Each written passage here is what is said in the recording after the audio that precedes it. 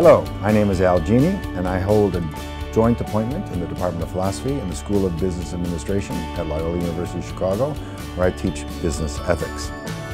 I wrote the book, Seeking the Truth of Things, as a personal and intellectual memoir. I wrote about why I fell in love with philosophy, how I fell in love with philosophy when I went to college, and how that passion is still there, and how I still think of myself, if not as a philosopher, of someone who seeks truth, and someone who is in the pursuit of making one's life better, making one's life more combined with others, making one's life more bearable and perhaps more insightful with others. I grew up a city kid in Chicago. My dad wanted me to play baseball. My mom just wanted me to be a good kid and stay out of trouble. I managed one if I didn't succeed in the other. Somewhere along the line in high school, I knew I wanted to go to college. I wasn't sure why, but I knew I wanted to go.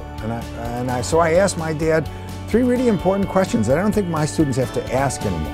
Dad, can I go to college? Secondly, if I go to college, will you help me financially? Third, if you won't help me, can I live at home and not pay rent?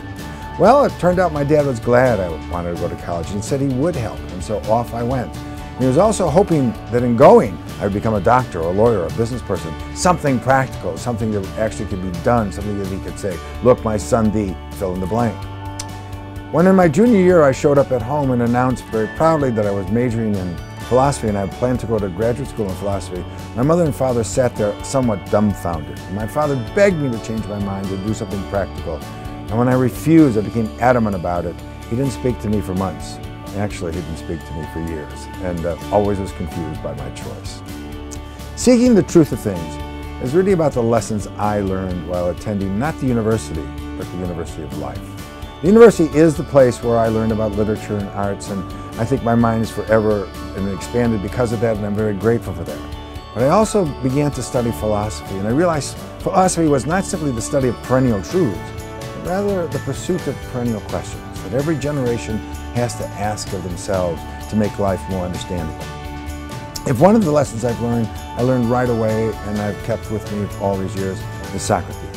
Socrates said that the goal of life is not to avoid pain or inconvenience or death. The goal of life was to avoid doing harm and to live well with others.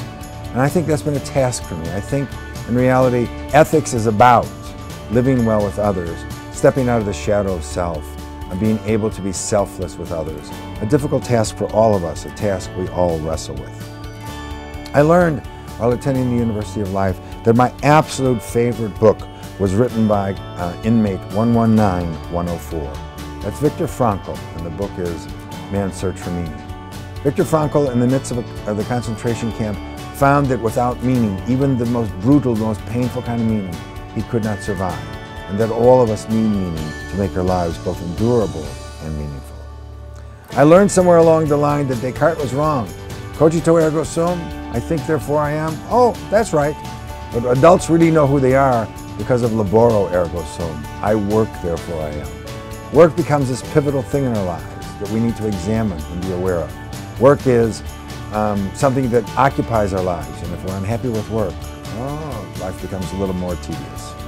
And I learned finally, or perhaps most importantly, that without laughter and love, life is not bearable. Lincoln said he had to laugh every once in a while, otherwise being president couldn't be endured. The tragedies were too great. For many of us, laughter is the, if you will, the magic elixir that gets us through. I hope that some of the topics I've dealt with in Seeking the Truth of Things are of interest to you and may be of help to you, as much as examining them has been of help to me. Thank you.